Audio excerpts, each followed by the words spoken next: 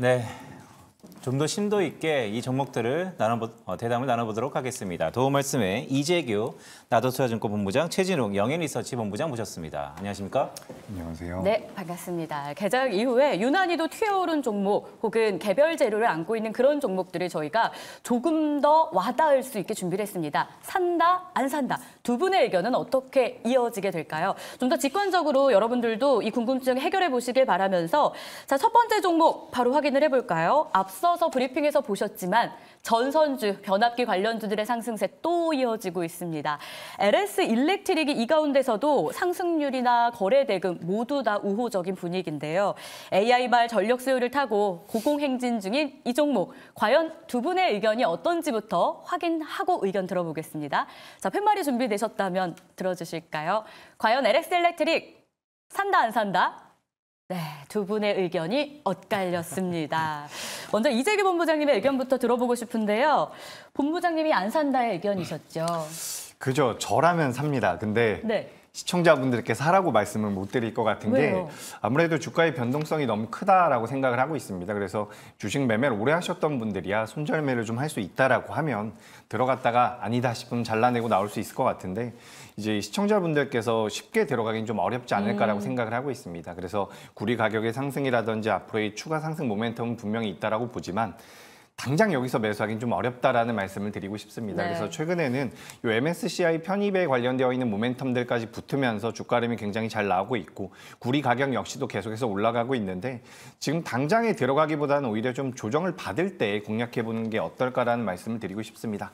다만 우리나라에서 지금 변동성을 많이 키우고 있는 변압기라든지 송배전 관련되어 있는 종목군들, 전선 관련 종목군들 중에서 그래도 내재 가치 기준으로 봤을 때 상승 여력이 많이 남아있는 것은 LS 일렉트릭과 LS 그룹주라고 저는 생각을 하고 있기 때문에 이런 부분 좀 참고하시면 될 것 같습니다. 그래서 당장은 어렵더라도 좀 조정받으면 그때 들어가고 지금 당장은 아니라는 말씀 드리도록 하겠습니다. 네, 이재규 본부장이 조정을 받으면 그때 조금 더 유심히 살피자라는 말씀을 주셨는데 사실 올해 들어서 이 추세 추정이라고 해야 될까요? 예. 오르는 바이라고 해야 될까? 도무지 조정은 되게 짧고 추세가 너무 길기 때문에 약간 기회를 포착하기가 좀 어려운데 자, 최진욱 본부장은 산다고 하셨어요. 네. 네네. 일단 저는 지금 트렌드 자체는 계속 바뀌지가 않는 상황이다 보니까 실질적으로 지금은 뭐 내가 뭐 반도체 쪽이나 AI 쪽 관련한 카테고리 섹터를 안 가지고 있다면 네. 그만큼 수익률도 지금 둔화성이 많이 나올 거라고 생각을 하고 있거든요. 그러면 결국 지금 시점에서 시장에 대한 이제 트렌드 부분들이 쉽게 바뀐다면 모르겠지만 뭐 아직까지는 쉽게 바뀔 의미가 없는 상황이고 또 엔비디아의 또 실적 발표까지도 이번 주에 또 있는 상황이다 보니까 계속해서 지금 뭐 전선 관련주라든지 이제 배전방 관련주들 그리고 또 이제 HBM 관련주들 계속해서 지금 저는 시세에 대한 수급성은 이어질 가능성이 좀 높다고 보고 있는 상황입니다. 그에 있어서 보통 이렇게 신고가를 또다시 갱신을 하는 구간에서 강하게 또 수급까지 쏠리고 있는 모습들이 포착이 되고 있기 때문에 실질적으로 이런 강한 종목들이 계속해서 좀 강한 상태의 모습들을 나타낼 가능성이 굉장히 좀 높다고 보고 있는 상황이거든요. 다만 이제 LS 일렉트로닉 같은 경우가 지금 이제 굉장히 또 장 초반부터 급등세를 연출을 시키고는 있지만 실질적으로 지금 뭐 윗꼬리를 크게 남기고 있는 상황들도 아닌 네. 부분들도 점쳐봤을 때는 실질적으로 지금 구간에서는 윗꼬리가 크게 남겨질지가 조금 저는 의문스럽기도 합니다. 그렇기 때문에 저는 오히려 LS 일렉트로닉 같은 경우가 지금 시장에서도 계속해서 관심을 받고 있는 상황이다 보니까 저는 오히려 눌리면 더 좋은 구간이 나올 거라고 생각을 하고 있고 만약에 눌림이 안 나온다고 해도 저는 지금 구간에서 뭐 분할로만 좀 접근해 보신다고 해도 충분히 저는 단기 수익은 또 나올 수 있지 않을까 그렇게 보고 있는 상황입니다. 트렌드는 변하지 않는 최근 시장이다. 전선, 변압기가 계속 트렌디하게 움직이고 있기 때문에 보유하지 않은 분들의 소외감을 약간 우려도 하셨고요. 그런 관점에서 지금 자리에서 LS 일렉트릭 매수해도 괜찮겠다라는 의견이었습니다. 그 LS도 신고가를 계속 경신하고 네네네. 있잖아요. 사실 같은 헤드 안에서, 그룹스 안에서 움직이고 있거든요. LS 그룹주가 다 같이 가는 이유가 또 달리 있을까요?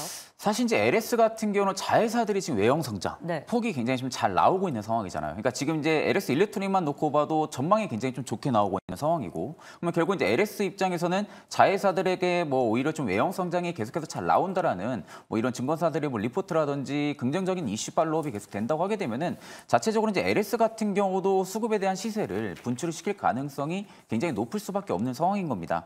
특히 이제 예전에 2차 전지 쪽에 대한 포스코 홀딩스를 좀 예를 들어서 좀 말씀을 드리면 아마 다 이해가 되실 겁니다. 결국에 이제 2차 전지 쪽에 대한 포스코 퓨처엠이나 뭐 포스코 엠텍 같이 뭐 이런 기업들의 지금 성장성이 부각이 계속 되다 보니까 포스코 홀딩스 역시도 뒤늦게 좀 출발을 많이 해줬거든요. 그러니까 저는 LS 같은 경우도 지금 전서 쪽 관련해서 슈퍼사이클이 들어와 있는 상태이다 보니까 LS 일렉트로닉도 지금 신재생 쪽 관련한 지금 사업까지도 지금 입지를 다지고 있는 상황이고 그렇다고 할 경우에는 결국 자회사들 쪽에서 풍부하게 외형 성장이 나오고 있는 부분들이 부각이 되면서 좀 LS까지도 같은 동반 시세를 좀 내줄 가능성이 좀 높다고 보고 있는 상황이다 보니까 오히려 저는 LS 그룹주 전반적으로 다 좋지 않을까 그렇게 보고 있습니다. 네, 최진욱 본부장은 LS 전반적인 주식들을 다 좋게 보시는 것 같습니다. 자, 다음 종목으로 빠르게 한번 넘어가 볼까요? 자, 이번 주에 엔비디아 실적 발표도 대기하고 있는데 SK하이닉스는 두 본부장께서 어떻게 보고 계시는지 자, 이재규 본부장과 최진욱 본부장 SK하이닉스는 산다 안 산다 한번 들어주시죠. 네, 두 분 다 SK하이닉스는 좀 좋게 보시는데 이재규 본부장은 SK하이닉스는 이번에는 산다라고 네. 보셨던 가장 큰 이유가 무엇입니까? 일단 저는 좀 단기적으로 봐야 될 필요가 있다라고 생각을 하고 있습니다. 지금 20만 하이닉스를 가느냐 마느냐 그런 기로에 서 있는데 제가 봤을 때 20만 원을 가려면 그 엔비디아의 실적 발표 전에 좀 타이트하게 주가가 올라가면서 한번 달성을 하지 않을까라고 생각을 하고 있습니다. 그래서 단기적인 관점에서 저는 20만 원이 넘어갈 가능성이 높다. 그래서 사는 게 좋겠다라는 의견을 드렸는데 만약에 엔비디아 실적 발표 전일까지 주가가 올라가지 못한다라고 한다면 전 단기적으로는 이제 조정 구간도 좀 들어갈 가능성이 있다라고 보고 있기 때문에 지금 엔비디아 실적 발표 전후로 해서의 대응 방식이 좀 달라질 수 있다라는 말씀을 드리고 싶습니다. 다만 전반적으로는 우상향 기조가 이어질 가능성이 굉장히 높아요. 우리가 작년 2023년도에는 2024년도에 HBM 수요가 많이 늘어날 것이다라는 분석이 있었는데 최근에는 계속해서 이런 목표치가 상향이 되고 있습니다. 오히려 2024년도보다 2025년도에 더 좋을 것이다라는 내용들이 나오고 있는 상황이고 그리고 SK하이닉스 같은 1분기 때 이제 시설 투자를 2조 넘게 진행을 한 부분들이 있습니다. 이런 부분들이 추후에 매출로 연결이 된다라고 한다면 앞으로의 성장성은 계속해서 부각될 가능성이 굉장히 높다라는 거죠. 그리고 제가 이런 말씀을 한번 드린 적이 있습니다. 사실 삼성전자라는 기업이 우리나라를 계속해서 이끌어 나가는 기업이었기 때문에 사실 저는 HBM 쪽에 대한 투자도 삼성전자가 조금 더 공격적으로 진행을 하면 어느 정도 따라붙지 않을까라는 생각을 했었는데 생각보다 잘 따라붙지를 못하고 있는 상황이죠. 그만큼 이 HBM에 대한 기술력이 분명히 필요하다라는 부분이고 관련돼서 뛰어난 기술력을 가지고 있는 SK하이닉스 같은 경우는 주가의 흐름이 잘 나올 가능성이 높다라고 보고 있으니까 이렇게 좀 참고를 하시면 될 것 같습니다. 네, 좀 단기로 보자. SK하이닉스 결국 단기 관점에서 목표가는 그럼 한 20만 원을 기준 삼는다 이렇게 보시는 20만 건가요? 원 지금 보니까 너무 가까워서 네.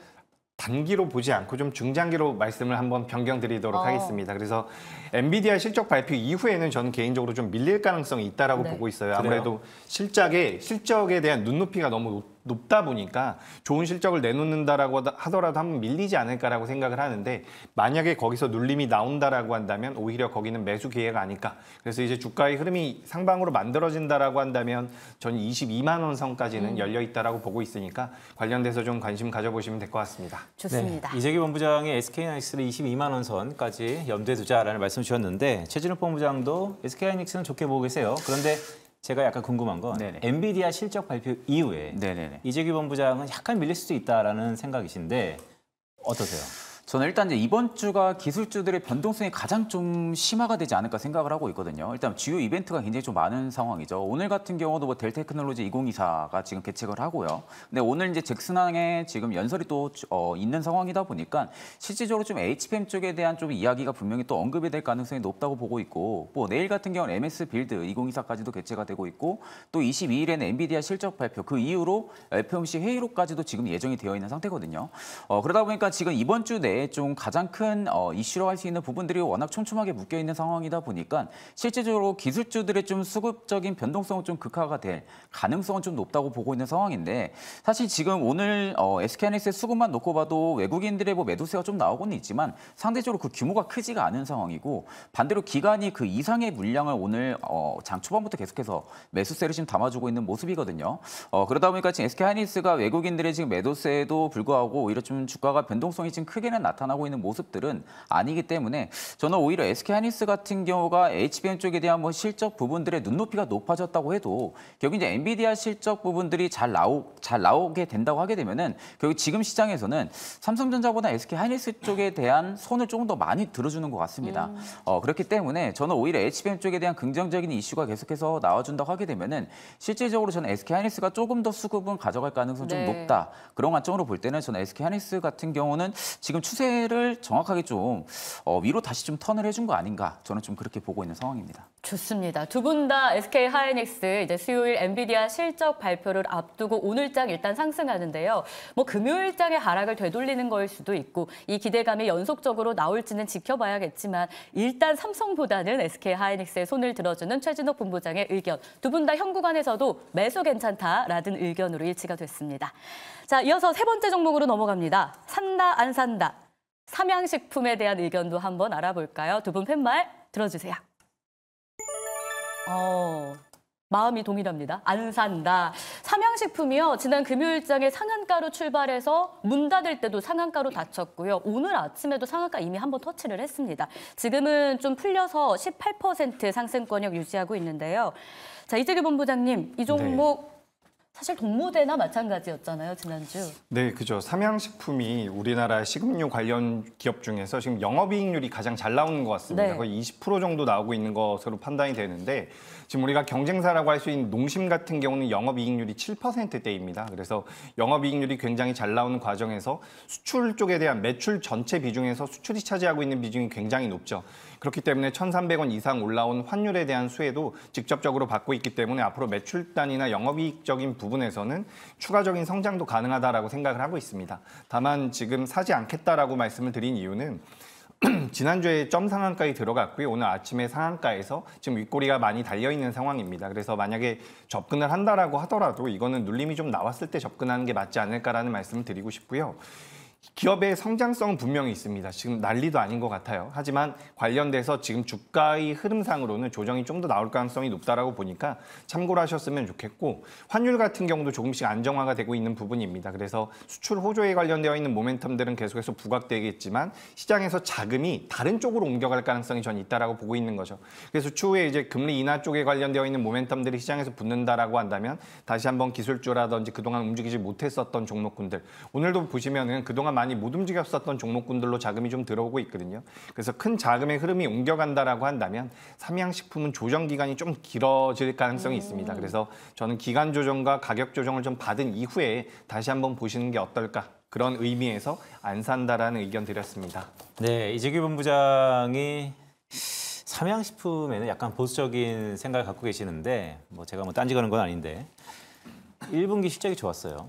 엄청 네, 좋았습니다. 그리고 2분기는 사실 환율 효과가 상당히 실적의 플러스 요인으로 작용할 겁니다. 그렇다면 실적은 우상향이 들어갈 텐데 말씀드렸던 것처럼 시장이 바라보는 컨셉 자체가 수급매로 인해서 약간 소외되는 업종이 다시 한번 부각될 거다라는 말씀을 주셨는데 그리고 또 기다리는 조정 같은 얘기를 좀 하셨어요. 자, 시청자분들께서 그럼 도대체 이렇게 날아가는 종목을 어느 가격대에서 기다려야 되는가?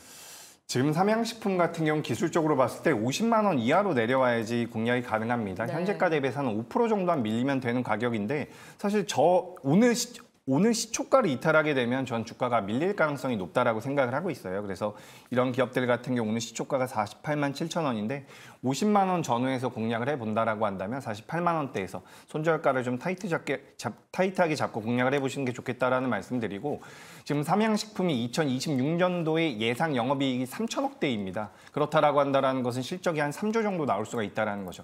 현재 삼양식품의 시가총액이 3조가 넘어가고 있는 상황입니다. 제가 계산을 대충 해보니까 3조 5천억 정도 되는 것 같은데 그렇다라고 한다면 2년치 성장성을 지금 당겨서 어느 정도 반영이 되고 있다라고 볼 수 있는 부분이고 여기서 우리가 가장 중요하게 봐야 되는 것은 시장의 전체적인 흐름입니다. 우리가 22일 날 엔비디아 실적 발표 이후에 자금이 기술주 쪽이라든지 성장주 쪽으로 들어간다라고 한다면 소외될 가능성도 굉장히 높다라고 저는 보고 있기 때문에 자금이 어느 쪽으로 움직여 가는지 자금이 어디 쪽으로 쏠려 가는지 이 부분을 체크할 필요가 있다라는 말씀 드리겠습니다. 네, 이재규 본부장님의 의견, 삼양식품은 안 산다. 동일하게 최진욱 본부장도 안 산다라고 주셨는데 보유자의 영역으로 들어간 종목이다. 이렇게 봐야 됩니까? 저는 일단 지금은 기보유자 영역이라고 생각을 하고 네. 있거든요. 보통 이렇게 삼양식품 같이 점상이 잘 나오는 기업들, 그리고 이게 점상이 잘 나오는데 오늘도 윗꼬리가 길면서 수급이 조금 밀리고 있는 상황이거든요. 보통 이제 이재용 부장님 같은 경우 50만 원 아래로 내려오면 이제 산다고 했는데 저는 오히려 50만 원 아래로 내려오면은 조금 더 추가 하락폭이 크다고 보고 있는 상황이에요. 그러니까 지금 상황에서 저는 시가 라인 오늘 깬다고 할 경우에는 그 아래 갭을 채우려는 움직임이 분명 나올 가능성이 크거든요. 근데 지금 보시면은 갭이 34만 원대부터 50만 원대까지 갭이 지금 떠 있는 상태입니다. 그럼 보통 이런 갭이 떠 있는 상태를 메꾸려고 내려오는 경우들이 굉장히 대다수이다 보니까 실제적으로 오늘 시가 라인이 밀리면 저는 좀 크게 눌림이 나올 가능성이 높다. 물론 지금 실적은 우상향 기조에 들어간 건 사실입니다. 이제 불닭볶음면 같은 경우도 해외 시장을 공략을 지금 굉장히 잘 내고 있는 상황이고 미주나 유럽 쪽으로 공략도 지금 계속해서 나가고 있는 상황에서 또 최근에 또 R&D 투자 부분들이라든지 신제품에 대한 개발 이런 부분들이 이슈까지 있는 상황이다 보니까 앞으로의 성장성은 분명히 나올 수는 있겠지만 지금의 주가 흐름만 놓고 봤을 때는 갭이 너무나도 많이 떠 있는 상태이다 보니 저는 갭을 한번 메꾸려는 움직임이 분명 나올 가능성이 크다라는 관점으로 볼 때는 저는 지금 기 보유자분들의 영역이라고 보고 있고 내가 만약에 상향식북에 지금 관심이 있다고 할 경우에는 저는 좀 기다려야 된다고 생각을 하고 있어요. 한 35만 원, 6만 원대까지 내려올 경우에 저는 그때부터는 좀 매수 관점을 볼 것 같은데 지금 구간은 저는 보유자 영역이라고 보고 있는 상황입니다. 30만 원 중반까지 내려와야 그때 매수가 가능하다. 저는 그렇게 보고 네, 있습니다. 알겠습니다. 두 분의 의견이 다를 수도 있고요. 또 투자자의 성향에 따른 결과가 나올 수 있기 때문에 잘 참고해 보시길 바라겠고요. 자, 다음 종목 HMM도 열어보겠습니다. 과연 해운주의 동반 상승 중에 해운우님도 6주 연속 상승, 실적도 좋았습니다. HMM 어떻게 할까요? 팻말 들어주시죠. 네, 두 분 다 산다로 일치가 됐습니다. 이재규 본부장의 의견은요? 네, 일단 저점대에서 나오고 있는 거래량을 동반한 반등은 매수의 관점이죠. 지금 HMM 같은 경우는 SCFI죠. 상하이 컨테이너 운임 지수가 계속해서 올라가는 것에 대한 수혜도 받지만 실제로 BDI 쪽에 대한 수혜도 받을 수 있는 기업입니다. 그래서 컨테이너선과 우리가 벌크선이라고 하는 쪽에 대한 모멘텀을 전반적으로 받아갈 수가 있고 우리가 지정학적 리스크로 인해서 운임이 굉장히 많이 올라갔었던 과정인데 거기서 지금 미국과 중국의 수요도 계속해서 개선이 되고 있는 부분이 어떻게 보면 해운사에 대한 운임 상승에 따른 메리트로 부각될 가능성이 굉장히 높다라고 보고 있습니다.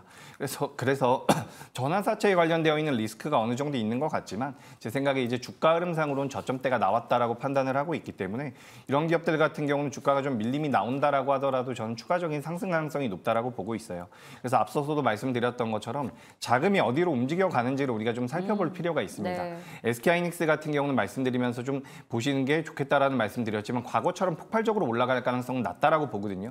여기서 어떤 우리가 투자 아이디어를 얻을 수가 있냐면 그동안 많이 못 움직였었던 종목군들로 자금이 옮겨올 가능성이 높다라는 겁니다. 실제로 미국에서도 빅테크 관련되어 있는 기업들의 향후 실적에 대한 의구심이 계속해서 나오고 있는 과정이에요.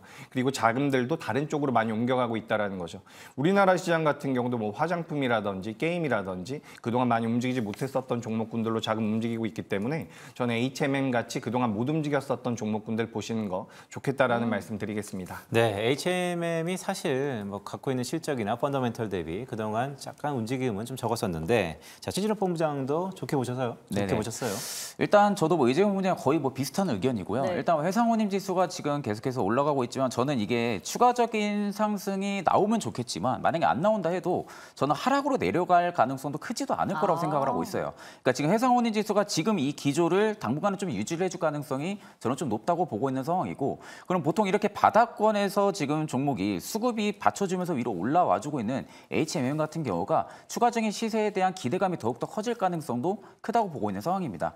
지금 물론 실적까지도 지금 잘 나오고 있는 상황이다 보니까 일단 이 실적이 계속해서 이 기조가 유지가 될지 의문은 좀 미지수라고 보고 있는 상황인데 일단 지금 현 시점만 놓고 봤을 때는 해상운임 지수도 HMM을 지금 주가의 추가적인 상승을 만들어낼 수 있을 만한 원동력을 지금 갖추고 있는 상황이고요. 또 중동 리스크 부분들도 최근 들어서 이야기는 많이 없는 상황이긴 하지만 아직까지 중동 리스크 부분들도 기조가 유지가 되고 있는 상황이다 보니까 언제든지 이슈는 좀 팔로우업이 될 가능성이 좀 높다고 보고 있는 상황이고 그럼 지금 기조에서 수급만 놓고 봐도 연기금도 다시 들어와주고 있고 외국인도 다시 수급이 들어와주고 있는 상황이다 보니까 저는 오히려 HMM의 추가적인 상승은 나올 가능성이 크지 않을까 그렇게 보고 있습니다. 두 분 다 HMM에 대해서는 현 구간에서도 사도 괜찮겠다, 하락할 가능성이 일단은 없다라는 안정적인 이야기까지 덧붙여 주셨습니다. 다음으로 넘어가겠습니다. 산다 안 산다 이번에는 코롱 인더 확인해 보시죠. 화학 섹터가 다시 한번 집중받습니다. 꽤 오래 오랜 기간 소외됐기 때문에 지금의 상승 반가운 분들 많으실 텐데요. 코오롱 인더에 대한 의견 팻말로 먼저 알아봅니다. 들어주시죠. 두 분의 의견 엇갈립니다. 이재규 본부장님 산다인데요. 의견부터 들어봅니다. 네, 코오롱 인더 매수입니다. 오늘 이야기 나누고 있는 기업 중에서 가장 좋다라고 생각을 하고 있고요. 실제로 지금 중국 쪽에서 경기가 개선되고 있다는 소문들이 들리면서 대한 유화라든지 관련되어 있는 종목군들이 변동성을 조금씩 키우고 있는데 실제 지난주 금요일부터 관련되어 있는 종목군들의 자금이 유입되고 있다라고 보시면 좋을 것 같습니다. 그리고 이 회사 같은 경우는 산업자재라든지 화학 그리고 필름, 전자재료 쪽에 대한 여러 가지 다양한 사업부를 가지고 있는 상황인데 지금 타이어 코드에 대한 메리트가 굉장히 부각될 가능성이 높다라고 보고 있습니다. 최근 이제 타이어 관련주들의 변동성이 어느 정도 나왔었던 상황인데 실제로 2032년도가 되면 이 타이어 시장이 300조 규모로 굉장히 커진다라고 이야기가 되고 있습니다. 우리가 전기차 쪽에 대해서 생각을 안 해볼 수가 없는데 지난 2020년, 21년, 22년 전기차가 폭발적으로 성장을 했었죠. 그때 이제 판매가 됐었던 전기차들이 2년, 3년이 지나면서 타이어를 교체할 시기가 올해 도래했다라고 이야기가 되고 있습니다. 타이어의 개수 기준으로 해서 7천만 개가 넘어갈 가능성이 높다라고 이야기가 되고 있기 때문에 타이어 코드, 타이어의 내구성이나 안정성을 많이 높여줄 수 있는 이 소재를 만들고 있는 코오롱 인더 같은 경우는 계속해서 외형 성장이 나올 가능성이 높다라고 판단을 하고 있는 부분이죠. 주가 흐름이 괜찮을 가능성이 굉장히 높다라는 말씀을 드리고 연료전지 부품과 소재에 관련되어 있는 사업도 지금 진행을 하고 있습니다. 최근 우리 시장에서 에너지원에 관련되어 있는 관심도가 굉장히 높고요. 많이 올라갔었던 변압기라든지 전선 관련주들이 조금 부담이 된다라고 한다면 지금부터 올라갈 수 있는 연료전지 쪽에 대한 관심으로도 우리가 코오롱 인더를 볼 수 있다라는 말씀드리면서 산다라는 의견 드리겠습니다. 네, 이재규 본부장이 오늘 지금까지 다뤘던 종목 중에서 코오롱 인더를 가장 좋게 본다라는 말씀 주셨는데 뭐 중국 경기 개선됐죠. 에너지원에 대한 수혜가 있다. 또한 전기차 타이어가 7천만 개나 되나요? 엄청난 수량이 있다라는 긍정적인 부분을 말씀 주셨는데 최진우 본부장 생각은 좀 다르신 것 같아요. 사실 저는 일단 뭐 지금 시점에서는 수급이 잘 들어오고 있는 상황이긴 하지만 네. 저는 아직 화학 쪽을 바라볼 시기인가라는 좀 그런 의문점이 좀 들긴 하거든요. 그러니까 사실 지금 뭐 중국의 경기가 지금 돌아서고 있고 화학 쪽의 섹터에 대한 기대감이 물론 들어오고 있는 것은 사실입니다. 다만 저는 이제 이 기대감이 들어오는 부분들이 확정이 돼야 된다고 생각을 하거든요. 일단 지금은 단순히 기대감이 들어와주고 있는 상황에서 주가에 대한 수급적인 면만 놓고 봤을 때 코오롱 인더도 바닥에서 생각보다 좀 많이 올라온 상황이거든요. 일단은 뭐 화학적인 부분만 놓고 봐도 국내 시장에서는 독과점인 좀 점유율을 가지고 있는 기업이기도 하고 뭐 고부가 제품에 대한 라인업도 지금 확충을 하고 있는 상황이긴 한데 아직까지 지금 자동차 산업에 대한 제한적인 성장이 나타나고 있는 상황이다 보니까 그에 따른 부분들의 좀 실적이 다소 좀 영향을 미칠 거라고 보고 있는 상황이다 보니 저는 오히려 지금의 좀 단발성 수급만 좀 이어지고 다시 한 번 더 쉬어가는 모습들이 좀 연출이 될 가능성은 높다고 보고 있거든요. 다만 최근에 수급만 놓고 봤을 때는 굉장히 좀 긍정적이긴 합니다. 뭐 메이저들의 지금 수급이 계속해서 동시다발적으로 들어와주고 있는 상황이다 보니까 물론 긍정적으로 바라볼 수는 있겠지만 이 상승의 끝은 저는 47,000원 정도까지 올라가고 한 번에 좀 쉬어가는 모습들이 연출이 될 가능성이 높다고 보고 있는 상황이다 보니까 저는 오히려 아직까지는 화학 쪽을 좀 바라볼 그런 시기는 아니라고 보고 있는 상황입니다. 알겠습니다. 화학 섹터 자체에 대해서 일단 아직은 시기적으로 보기에는 의구심이 들고 있다라는 큰 그림에서의 이야기를 들어볼 수 있었고요. 의견은 코오롱 인더 엇갈렸습니다. 참고해 보시죠. 마지막으로 HLB 그룹지도 좀 간략히는 봐야 될 것 같아요. 보유자의 영역에서는 너무나도 고민이 크겠지만 어떻게 이 고민 해결해야 될까요? 두 분 먼저 팻말 들어주시죠. 네, 안 산다로 일치가 됐습니다. 이재규 본부장의 의견부터요. 일단 뭐 보유하신 분들이야 매도하시기가 좀 어려울 것 같다라는 생각이 듭니다. 다만 뭐 비중이 많다라고 한다면 거래가 풀릴 경우에는 그래도 좀 비중 축소가 맞지 않을까라고 생각을 하고 있습니다. 지금 사측의 주장에 따르면 뭐 중국 쪽에 대한 문제가 있었다라는 내용들이 많이 있는 것 같은데 우리가 그런 것들을 감안한다라고 하더라도 앞으로 1년 넘게 시간이 걸릴 가능성이 높습니다. 공정에 대한 그런 의구심을 공정을 좀 봐야 된다라는 이야기들이 나왔는데 중국 쪽에서 공정을 바꾼다라고 하더라도 바꾼 공정에서 똑같은 품질의 약품이 나오는지는 우리가 시간을 두고서 체크를 할 필요가 있다는 거죠. 그렇다라고 한다면 관련돼서 이제 FDA 승인을 받는 데 있어서 1년 넘게 시간이 걸릴 가능성이 높다라고 보고 있습니다. 그리고 단기적으로 이제 이 신뢰를 많이 훼손한 부분들이 있기 때문에 주가가 V자 반등을 하긴 조금 어렵다라고 생각을 하고 있고 무엇보다 이제 보유를 하고 계신 분들이야 반등을 좀 기다려볼 수도 있겠지만 신규 매수로 접근하시는 분들의 입장에서는 굳이 이렇게 복잡한 내용을 가지고 있는 기업을 공략할 필요가 있을까라는 그런 말씀을 좀 드리고 싶습니다. 개인적으로 저는 지금은 매수의 의견을 여쭤보신다라고 한다면 저는 안 산다라는 말씀 드리겠습니다. 알겠습니다. 이재규 본부장님 오늘 6개 종목 가운데 산다는 종목도 있었고 안 산다는 종목도 있었거든요. 자, 과연 이 중에서 어떤 게 가장 매력적일지 잠시 후에 이야기 들어보도록 하겠고요. 자, 이번에는 HML그룹주 최진욱 본부장님도 안 산다로 일치가 됐죠. 네네. 일단 뭐 지금 시점에서 FDA 신약 불발 허가가 좀 불발 승인이 불발이 돼가지고 뭐 지금 거의 뭐 하한가를 계속해서 가고 있는 상황인데 저는 일단 뭐 지금 라보세라님이랑 캄레리 주맙 쪽에 있어서 항소 제약에 지금 뭐 문제가 있다라는 지금 사측의 좀 주장이 있긴 하지만 저는 실질적으로 이런 수정 보완 요청서 자체가 단기간에 될 가능성이 굉장히 낮다고 보고 있거든요. 보통 이렇게 수정 보완 요구서가 한 6개월에서 1년 정도의 개선 기간이 주어진다고 하게 되면은 지금의 주가가 그 부분들을 반응하기에는 다소 좀 굉장히 이르다고 보고 있는 상황입니다. 결국 지금의 주가를 끌어왔던 부분들은 FDA에 대한 기대감으로 지금 끌어왔던 부분들이고, 근데 이 부분들이 지금 결국에는 이슈가 생각했던 거와는 반대로 움직였던 상황이다 보니까 실질적으로 당연히 이제 주가에 대한 되돌 현상이 지금은 나와주고 있는 모습이라고 생각을 하고 있거든요. 근데 다만 오늘 이제 외국인이 지금 이틀치 매수를 지금 담아주고 있는데 상대적으로 좀 주가가 고점 대비 낙폭을 굉장히 많이 키웠던 부분이다 보니까 기술적인 반등에 대한 차익 실현을 보려고 지금 들어와주는 물량으로 저는 생각을 하고 있습니다. 그러니까 결국엔 지금은 단타적인 물량이라고 저는 좀 생각을 하고 있기 때문에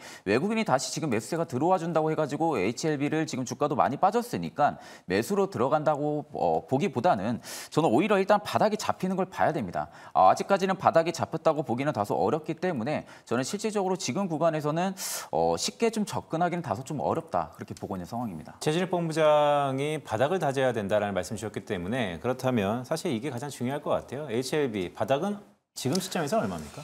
저는 일단은 3만 원대는 들어와줘야 일단 주가가 다시 되돌리 현상이 나와줄 가능성이 높다고 예측하기 보거든요. 어렵죠. 네, 그렇죠. 일단 이렇게까지 크게 밀리면은 네. 근데 이게 이제 주가가 그냥 뭐 장중에 마이너스 10%, 20% 이렇게 밀리고 마감을 해주는 게 아니라 하한가로 이틀 연속 마감을 해주고 있잖아요. 그러니까 보통 이렇게 하한가로 밀리는 부분들은 다시금 또 주가에 대한 낙폭이 커질 가능성도 굉장히 높아요. 근데 이게 또 반대로 긍정적인 시각으로 놓고 보면은 하한가가 2번이 나왔기 때문에 반대로 좀 기술적인 반등이 또 나와줄 수도 네. 있습니다. 근데 이 반등이 저는 일단 바닥이라고 보기는 다소 어렵고요. 이게 이제 단기적인 반등일 가능성이 좀 높고 그러면 결국에 지금 간암 치료제에 대한 부분들이 기대감이 들어오기 전인 3만 원대는 좀 들어와줘야 네. 다시 주가에 대한 수급의 안정화가 좀 되지 않을까 그렇게 보고 있는 상황입니다. 알겠습니다. 이렇게 해서 HLB 그룹주까지 종목 빠르게 점검했습니다. 그런데 여기서 산다고 했던 종목들이 몇 개 나왔거든요. 그중에서 가장 매력적인 오늘 이 시점에서요. 어떤 종목일지도 궁금하시죠? 한번 확인해 볼게요. 이재규 본부장님의 선택은 이랬어요. SK하이닉스, HMM, 코롱 인더였습니다. 이 중에 가장 매력적인 탑 오브 탑은 코롱 인더로 선택이 됐죠. 네. 자세한 전략 주시죠. 일단 코오롱 인더 같은 경우는 최근에 기관들과 외국인들의 수급이 정상적으로 들어오고 있습니다. 가끔씩 이제 투자자분들을 만나보면 수급이 무슨 의미가 있냐 이런 말씀을 하시는 분들도 계신데 시가총액이 큰 기업들 같은 경우는 기관과 외국인들의 수급이 굉장히 중요하다라는 말씀을 드리고 싶습니다. 그래서 이제 코오롱 인더 같은 경우는 앞서서도 설명을 드렸지만 중국의 경기 개선에 대한 모멘텀 그리고 전기차 관련되어 있는 전기차뿐만 아니라 타이어 쪽에 대한 모멘텀이 있다라고 보시면 좋을 것 같습니다. 그래서 아까 전에도 잠깐 말씀드렸던 것처럼 2021년도부터 2022년도까지 전 세계적으로 전기차가 1,700만 대 이상 판매가 됐다라고 합니다. 그래서 그게 1년, 2년, 3년 지나게 되면 타이어를 교체를 하게 되는데 그 수요가 700만 개가 된다라고 이야기가 되고 있죠. 물론 그게 전부 다 수요로 잡힐 가능성은 낮지만 타이어 코드 쪽에 대한 모멘텀들이 계속해서 부각될 가능성이 높다라고 보고 있습니다. 그리고 아라미드 쪽에 관련되어 있는 증설, 풀 증설에 관련되어 있는 부분들이 매출로 추후에 연결될 가능성이 굉장히 높다라고 보고 있고요. 앞서 말씀드렸던 것처럼 연료전지 쪽에 관련되어 있는 모멘텀도 가지고 있는 회사입니다. 그리고 무엇보다 최근에 이제 가는 종목들이 간다고 상승하는 종목들이 계속해서 추세를 이어가는 경우들이 많은데 오늘 짚어본 종목군들 중에서 어떻게 보면 내재 가치에 비해서 가장 주가가 저평가되어 있는 기업이 바로 이 코오롱 인더라고 생각을 하고 있습니다. 시장의 분위기가 언제든 바뀔 수 있는 부분이기 때문에 저는 이런 기업들을 좀 눈여겨보시는 게 어떨까라고 말씀을 드리고 싶고요. 시장에서 강한 종목들도 당연히 좋지만 지금 우리가 수익률적인 면에서 놓고 봤을 때 상승 여력이 많이 남아있는 기업들 보시는 게 맞겠다라는 말씀 드리도록 하겠습니다. 아까 그 전기차 예. 1,700 판매가 팔아갖고 타이어가 7천만 개라고 하셨었는데 700만 개인가요? 7천만 개인가요? 7천만 개. 7천만 개죠. 네, 아까 그쵸. 7천만 개인데 네, 네. 700만 개라고 중간에 제가 말씀드려가지고 그러네요. 네. 죄송합니다. 아니, 그럴 수 있죠. 네, 그렇다면 오늘 최진욱 본부장도 역시 산다란 종목이 3개 정도 있었는데 LS 일렉트릭, SK 하이닉스, HMM이었습니다. 그중에 탑 오브 탑은 무엇일까요? 라고 여쭤봤더니 HMM이네요. 저도 일단 비슷한 측면이에요. 수익률 측면으로 놓고 봤을 때는 네. 일단 HMM의 추가적인 상승이 조금 더 많이 열려 있다고 보고 좋네요. 있고, 네 그렇죠. 일단은 SK 하이닉스, LS 일렉트론이 굉장히 좋은 기업입니다. 네, 다만 지금의 주가가 굉장히 좀 많이 떠 있는 부분들만 놓고 봤을 때는 상대적으로 최근에 좀 매수하게 되면 그 수익률 폭이 크지는 않을 거다. 그러면 결국 HMM 쪽으로 저는 좀 시선을 돌리는 것도 나쁘지 않을 거라고 생각을 하고 있거든요. 일단 뭐 해상원인 지수 같은 경우는 앞전에 말씀드렸다시피 추가적인 상승이 제한적이라고 해도 이 기조가 일단은 당분간은 유지가 된다고 하게 되면은 HMM 쪽에 대한 실적도 분명히 좋아질 가능성이 굉장히 좀 높다고 보고 있고, 그러면 지금 이제 PBR만 놓고 봤을 때는 0.52배 정도 수준이 됩니다. 그러면 결국 지금 다소 주가가 저평가에 대한 매력도까지도 일단은 부각이 될 가능성이 높다라는 관점으로 볼 때는 일단 저는 신규분들 같은 경우는 추가적인 상승에 대한 수익률 폭을 좀 극대화시키고 싶다. 그럴 경우 저는 일단 HMM 쪽에 조금 더 접근을 해보는 방법도 일단 나쁘지 않을 거라고 보고 있기 때문에 저는 일단 HMM을 일단은 탑 오브 탑으로 일단 선정을 했습니다. 좋습니다. 두 분의 사부탑은 조금 갈렸습니다. 각자의 매력이 있죠. 무엇보다 수익률을 안겨줄 수 있는 종목이라는 포인트는 공통적이었으니까 체크해 보겠고요. 자, 이제 남은 하루를 위한 두 분의 조언이 우리를 기다리고 있습니다. 시장 한마디를 통해서 남겨주셨는데요. 이재규 본부장님은 우리에게 어떤 조언을 주셨을까요? 보시죠. 추가 반등, 기대감. 이 기대감은 참 좋은 말이네요. 그죠. 제가 이제 작년부터 우리 시장이 올라갈 것입니다라는 말씀을 많이 드렸거든요. 근데 뜨겁게 올라간 적이 없어서 그렇지 우리나라 시장이 여전히 올라가고 있긴 합니다. 지금 3월 26일 날 직전 고점 2,779포인트고 최근에도 근처까지 올라갔다가 눌림이 좀 나오고 있는데 제 생각엔 엔비디아 실적 발표 이후에 좀 더 방향성이 빠르게 나오느냐 늦게 나오느냐 속도의 차이가 있겠지만 전 우리 시장이 올라갈 가능성이 굉장히 높다라고 보고 있습니다. 미국 신고가 계속해서 경신하고 있는 부분이고요. 유럽도 마찬가지죠. 그런 상황에서 중국의 경기까지 돌아선다라고 한다면 수출 비중이 많은 우리나라 같은 경우도 주가가 힘을 받을 가능성이 굉장히 높다라고 보고 있습니다. 제가 예전에도 말씀드린 것 같은데 극단적으로 표현을 하자면 전 미증시가 엄청난 폭의 폭락이 나오지 않는다라고 하면 우리 시장이 미증시보다도 많이 올라갈 여력이 있다라고 보고 있으니까 우리 시청자분들께서 또 이 부분 좀 참고하셨으면 좋겠고 실제 오늘 수급도 굉장히 양호합니다. 그래서 괜찮다라는 말씀 드리겠습니다. 네, 모든 것의 선행 지표가 수급이니까요. 수급이 양호한다라는 말씀을 좀 귀담아 드릴 필요가 있어 보입니다. 자, 최진욱 본부장의 시장 한마디 확인해 보겠습니다. 자, 기술주 변동성을 주목하자. 네, 일단 저는 이번 주에 좀 주요 이벤트가 굉장히 좀 많다고 생각을 하고 있고요. 일단 뭐 델테크놀로지 2024 개최부터 MS 빌드에 대한 2024 이 부분에서도 일단은 HBM 쪽이랑 CXL AI 개발칩에 대한 내용이 업데이트가 될 가능성이 굉장히 좀 높고요. 그리고 또 엔비디아 실적부터 FOMC 회의록까지 일단은 일정이 좀 촘촘히 잡혀 있는 상황이다 보니까 일단 기술주들의 좀 변동성이 좀 극대화가 될 가능성은 저는 좀 높다고 보고 있는 상황입니다. 다만 이제 이 이야기들이 긍정적으로 이어진다 하게 되면은 수급의 방향성이 당분간은 또 잡힐 가능성이 굉장히 좀 높거든요. 그러면 결국 기술주들의 수급이 방향성이 바뀌지가 않고 지금처럼 이 기조가 계속해서 유지가 된다고 하게 되면은 일단 지금 시점에서도 기술주들을 좀 달려들 수 있는 그런 시점이지 않을까라고 보고 있는 상황입니다. 그렇기 때문에 저는 전반적으로 이번 주에 지금 기술주들의 좀 변동성에 따른 좀 증시의 방향성도 좀 결정이 될 가능성도 좀 높다고 보고 있는 상황이다 보니까 이번 주만큼은 이벤트적인 요소 부분들을 정확하게 좀 체크를 하고 넘어갈 필요가 있지 않을까 그렇게 보고 있습니다. 네, 이렇게 해서 두 분과 함께 종목에 대한 고민 이야기 나눠봤는데요. 여러분께 도움 되셨길 바라면서 두 분과 여기서 인사 나누겠습니다. 고맙습니다.